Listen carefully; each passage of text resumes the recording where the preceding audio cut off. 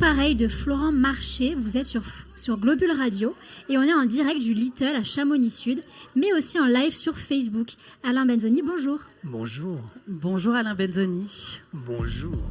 Alors Alain Benzoni dit Benzo, mais alors par où commencer? Il y a tant de choses à raconter sur vous. Derrière vos petites lunettes rondes, Alain Benzoni, vous avez l'œil rusé et l'esprit aiguisé sur le monde, le nôtre, mais aussi celui des étoiles. Avoir des rêves assez grands pour ne pas les perdre de vue lorsqu'on les poursuit. Poète de l'objet, poète des mots, poète de corps, guéluron du sérieux et de la déconne, vous êtes chevalier des arts et des lettres, et ça en jette quand même. Hein. Vous êtes un sacré bosseur, ancré avec cette philosophie. Ceux qui pensent que c'est impossible sont priés de ne pas déranger ceux qui essaient. Homme de théâtre, toujours un peu à côté du vélo, pas forcément dans les clous et souvent dans les rêves. Et vous arrivez toujours à les réaliser, à trouver un moyen de moyenner, moyennant de l'huile de coude, un vrai butch au grand cœur qui ne lâche rien et qui arrive à ses fins en poussant quelques brouettes, comme vous l'avez conseillé votre mémé, la Rosa Coutet. Votre maman est venue de Morzine et arrivée à Chamonix pour travailler d'abord au Rodo, puis comme dame de confiance pour les sœurs Trappier au Chouca. Et elle avait la petite chambre tout en haut, au-dessus du Chouca. Vous avez commencé le théâtre à l'âge de 16 ans dans une maison de la culture à Thonon, créée par André Malraux, à l'époque où la culture avait l'espoir de la décentralisation et un vrai projet pour notre pays, l'avant Roselyne Bachelot. Ces stages de théâtre TEM, Théâtre Expérimental de Montréal, vous ont donné le virus de jouer, de créer. Et à partir de là, vous n'avez jamais lâché le morceau. Fan de Jérôme Savary, à l'époque du Magic Circus, d'inspiration en envie, vous avez créé un personnage qui s'appelait Rocky l'Étincelle, cracheur de feu, courageux mais pas téméraire. Pour vous lancer, vous avez invité vos capins au bord du lac, enfoncés dans l'eau jusqu'aux épaules au cas où le pire arrive. Et le pire est arrivé, mais bien plus tard, à Thonon aussi, en pleine rue, une toux, un retour de flamme, bref, en 77, fin du feu, début du théâtre de la Toupine. Avec le théâtre de la Toupine, vous avez créé tellement de spectacles de rue et de salles, mais je pense que les frères Topolino, le show comique, reste certainement un souvenir mémorable pour beaucoup d'entre nous. En tournée partout, sur les plus grandes places européennes, puis vous en avez eu marre de gérer l'humain, tous ces nombrils à pattes d'artistes en tournée. Alors, vous avez décalé le curseur de votre créativité et créé le Festival du Bonheur des Mômes au Grand Bornand. Pour ma fille, c'est quand même mieux que Noël, le Grand Beau, hein, le Bonheur des Mômes. Le festival Terre Sauvage en Vallée de Nevache, en collaboration avec Bayard Milan Jeunesse. Mais ça, c'est annulé aussi cette année. Le fabuleux vinage des Flottins à Évian. Mais aussi 6 manèges écolos à propulsion parentale, des monstres jeux et des projets sous le coude à naître ou encore en rêverie. Alors, monsieur Benzoni, est-ce que j'ai fait un portrait plutôt bien ou j'ai oublié plein de choses? Bravo, quel talent. Mieux serait difficilement supportable. Merci. Alors, le Bonheur des Mômes, pour ceux qui ne connaissent pas, c'est quoi? Est-ce que vous pourriez m'en parler? Le Bonheur des Mômes, c'est un festival pour les enfants et toute la famille qui devait avoir 30 ans l'année prochaine, qui aura 30 ans dans 2 ans, puisque cette année, il n'y en aura pas. C'est un festival où on a essayé en 85-86, on a monté ce festival qui s'appelait Festival en culotte courte. Et à l'époque, on tournait beaucoup en France des spectacles jeunes publics et on voulait faire voir un peu ce qui se passait chez nous en Haute-Savoie, ailleurs. Et on a tenu 2 ans au Grand Bornand, mais à l'époque, le Grand Bornand, il voulait des pylônes, il voulait ressembler à Chamonix, Tignes, Val d'Isère. Et donc, on s'est fait virer à coups de pied aux fesses en 87. Et on n'est pas revenu. Voilà, c'était fini. Et en 91, le nouveau maire m'a rappelé en me disant mais tu veux pas recommencer ton truc là, c'était voilà parce que le mot culture dans les montagnes à l'époque c'était un gros mot hein. Encore aujourd'hui hein. Ouais, encore aujourd'hui c'est un peu un gros mot culture. Donc voilà et on est reparti en 91 et on a changé de nom, on s'est appelé Au Bonheur des Mômes et puis depuis ben voilà c'est devenu une grosse machine. L'idée c'est un festival pour la famille. De la femme enceinte au vieillard de 97 ans et plus, il n'y a que les ados, on va dire les 12-18, c'est plus difficile pour eux et pour nous aussi parce que Voilà, il y a trop de petits, alors c'est pas pour nous. Voilà. Mais après, ils reviennent à 18 ans. Après 18 ans, ils reviennent. Hein. Mais c'est à mon sens quand même le plus grand festival de théâtre international pour jeune public en France. C'est ce qui se dit, ouais. En Europe. C'est la référence C'est le plus gros en Europe, oui. ouais, c'est ce qui se dit. Mais bon, on habite les montagnes, alors restons de glace et gardons la tête froide, n'est-ce pas? Je suis d'accord avec vous. J'habite au pied du glacier des Bossons, donc ça calme un peu. C'est vrai, c'est sûr. Donc du coup, l'année prochaine, ça ne sera pas les 30 ans. Non, ce sera les 29 ans. D'accord, ça compte pas pour du beurre cette année de Covid voilà, quand même. Voilà, ce sera tout blanc cette année, tout blanc. D'accord. Comme l'or blanc qui règne dans les montagnes, n'est-ce pas? N'est-ce pas? Et du coup, vous aviez aussi le projet d'un nouveau festival dans la vallée de Nevache qui était en partenariat avec Fayard Milan Jeunesse. Oui. Bon, la première édition a été annulée. Est-ce que c'est aussi compliqué, une édition qui est annulée quand c'est un premier festival ou est-ce que oui, parce c'est qu'il y a plus dur 2 ans, voire 3 ans de boulot dessus et on a envie de concrétiser et là, il n'y a rien de concret, quoi. C'est terminé et on recommencera l'année prochaine et l'énergie et la patate et la niaque elle est moins là puisque voilà, ça s'est pas fait, mais on va rallumer et on va le faire l'année prochaine.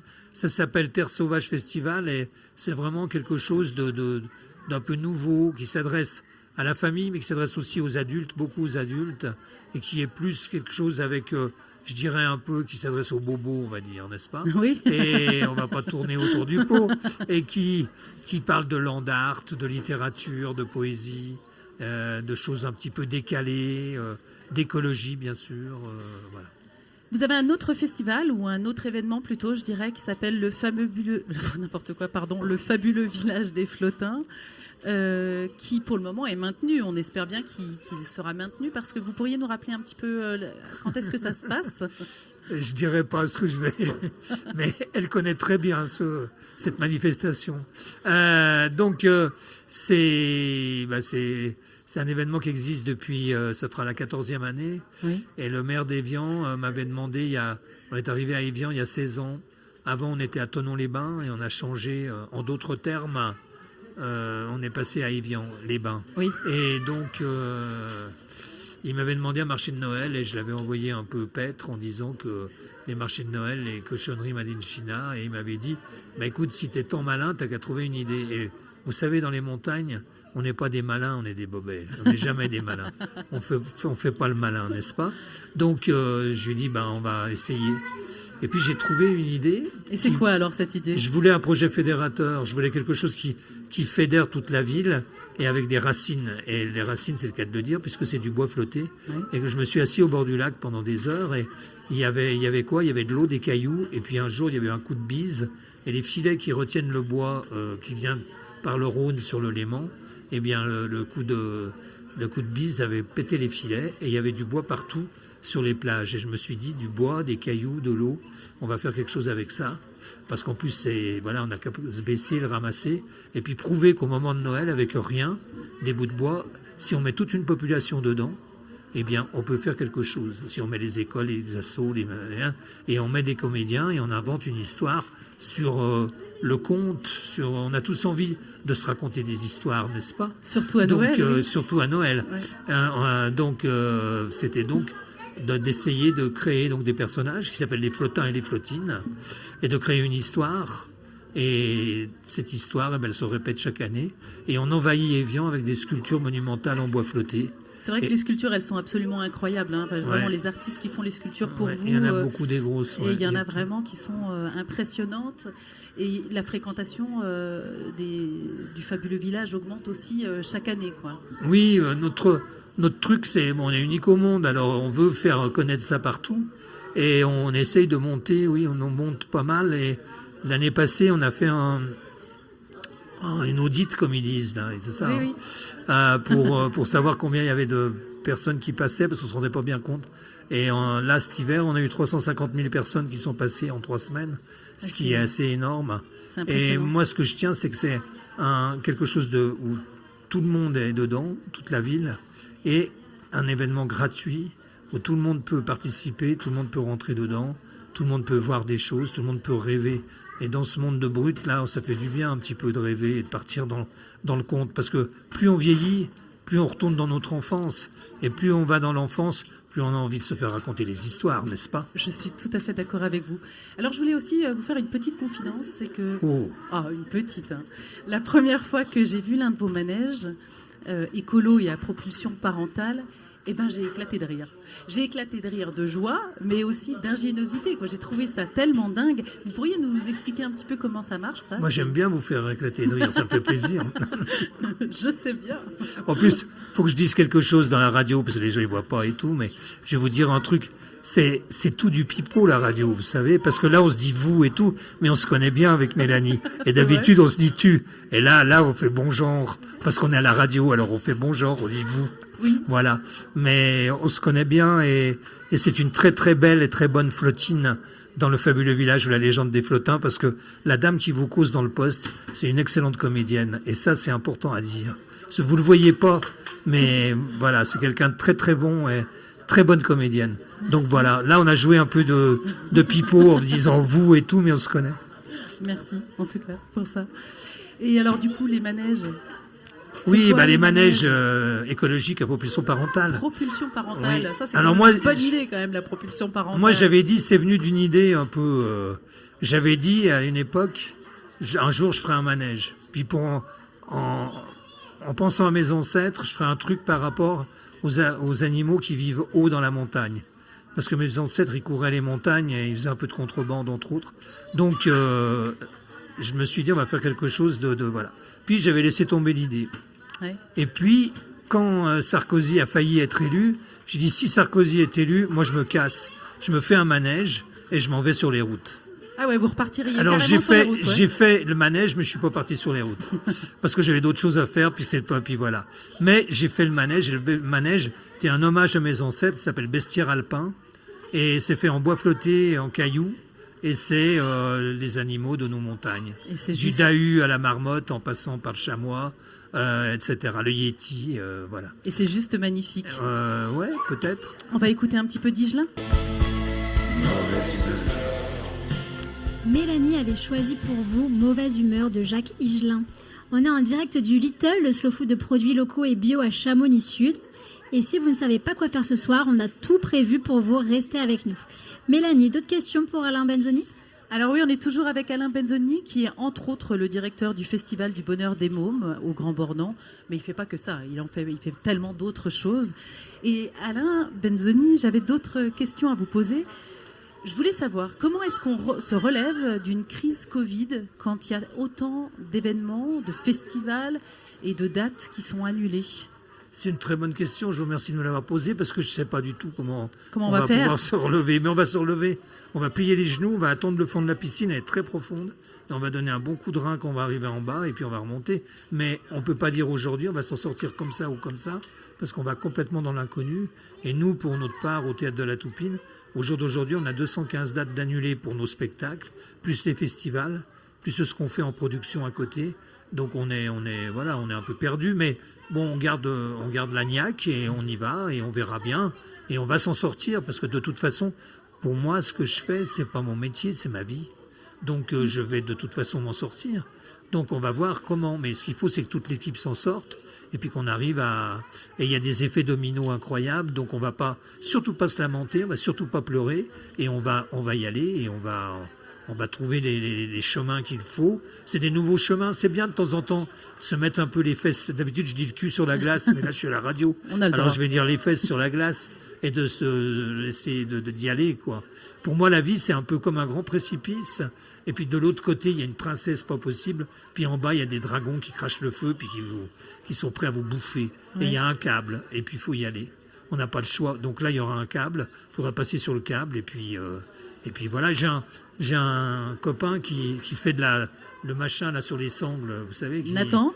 Voilà, Nathan Paulin. Nathan Paulin, qui est un bon copain qu'on connaît bien. Qu'on a invité et qu'on espère qu'il viendra. Ouais. Et il fait des trucs de fou, lui, entre les aiguilles et tout. Et voilà, moi, j'ai toujours eu cette sensation depuis tout petit de me dire, il faut y aller, faut pas avoir peur, il faut y aller. Donc là, on ne sait pas ce qui va se passer, mais on va s'en sortir. D'accord. Moi, je vous fais complètement confiance pour vous en sortir. Merci. J'ai pas peur pour vous. Comment est-ce qu'on imagine la culture dans un monde où on peut pas s'approcher? par exemple. Dans, dans un monde où on ne peut pas s'approcher. Oui, c'est ça, ouais, parce que là, on se retrouve un peu dans cette... Ben oui, justement, on va l'imaginer autrement, on va essayer de faire autrement. Bon, en ce moment, c'est uniquement avec des produits et des choses comme ça, parce qu'il faut tout nettoyer, faut tout... voilà, mais je pense que très vite, ça va revenir. Mais on va faire autrement, on va faire des images, oui. on va faire des choses comme ça, on va essayer de trouver des choses où on peut pas faire serrer les gens entre eux, donc on va faire des choses peut-être qui déambulent ou d'autres choses. Où ça implique des projets plus voilà, larges, des peut-être projets, artistiques, voilà. plus grands, Peut-être. Il faut chercher. On est en train de chercher. Hein. Oui, je sais que vous êtes toujours en travail, ça. Oui, mais ça, c'est super. Ouais. C'est un plaisir. Bah, c'est ce qui est intéressant aussi dans nos votre métiers. Ouais. Et du coup, vous habitez aussi au Bausson. Oui. J'aimerais bien avoir J'ai grandi là. Un point de vue sur la culture à Chamonix. Ah, il y a quelques années, il n'y en avait pas beaucoup. Maintenant, il y en a. Enfin, du temps de Charlet, il y en avait. Ça commençait. Il a essayé de faire des choses. Oui. Et bon, maintenant, je suis moins présent en ce moment sur Chamonix. C'est évident qu'avec la population qui bouge, qui brasse et qui est multinationale, ça doit pas toujours être évident. Je crois que Manoukian a essayé de faire des choses et son festival est maintenu. Son festival est génial. Fin août, c'est une très très belle idée et vraiment bien. Bon, la Maison des Artistes est un peu plus difficile, il me semble. Oui, c'est fermé. Oui. Ouais, voilà. Ouais. Quel dommage, parce que là, il y avait un super beau projet. Ouais. Et c'était une belle idée, en plus dans une belle maison. Donc, voilà. Mais bon, il va peut-être y avoir d'autres choses. Mais j'ai entendu dire qu'il y a une salle de spectacle qui va se faire. Oui, qui est en cours, en tout cas, en cours de travaux. J'espère, parce qu'il y a quand même un souci dans la vallée de Chamonix, c'est que petit à petit, bon, il y avait des petites choses qui se passaient. Il y avait une montagne de spectacles, il y avait des choses comme ça. Maintenant, il n'y a plus. Et il y a beaucoup de choses de show, des gens qui font du sport et des grosses machines avec des grosses marques qui clignotent et qui en mettent plein la vue. Et peut-être qu'il faut qu'il y ait une alternative à tout ça et qu'il y ait aussi des choses culturelles. Il y a le festival des Petits Asticots avec Salanche au mois d'octobre qui amène des choses et il y en a certainement d'autres. J'ai vu qu'il y avait un festival sur la magie et en espérant qu'il y ait plus de choses culturelles, je crois que c'est vital quand même parce que les marques et les showrooms, Chamonix est devenu déjà dans la rue, est devenu un showroom mondial des sportifs. Oui. Donc il faudrait peut-être qu'on fasse aussi autre chose. Et vous n'aimeriez pas faire un projet pour Chamonix? Moi, j'aimerais beaucoup ça. On m'a déjà demandé plusieurs fois. Bon, d'abord, je pars. Non, parce que j'ai pas trouvé la bonne idée, peut-être. Enfin, j'ai pas proposé rien.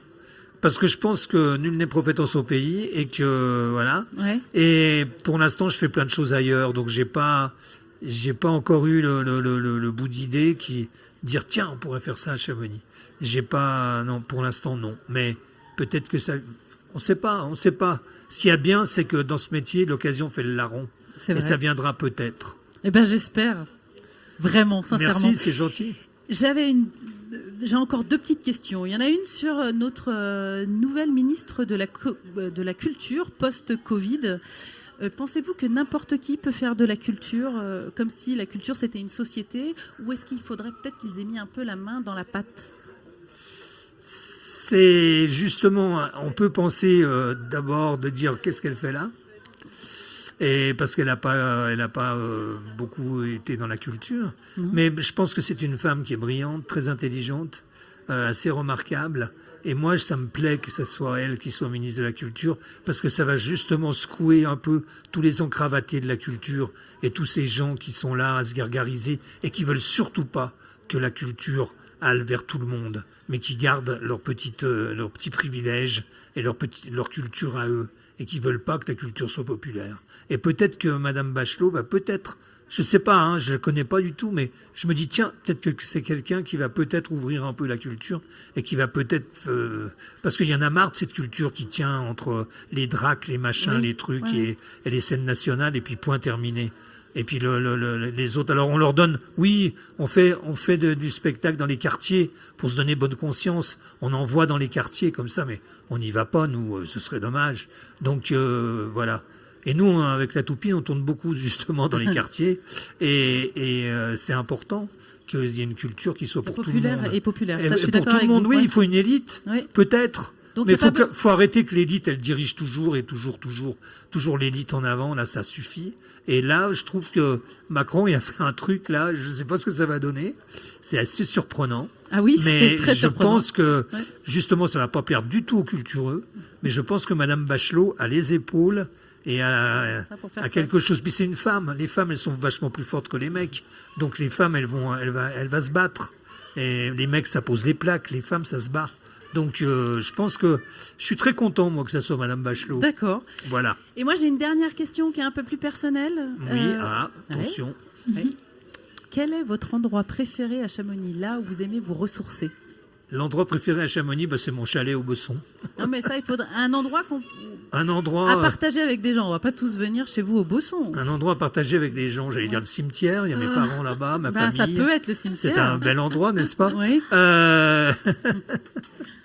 Un endroit à Chamonix que j'aime bien. J'aime bien le Paradis des Pras. Eh oui. Parce que quand j'étais petit, j'y allais.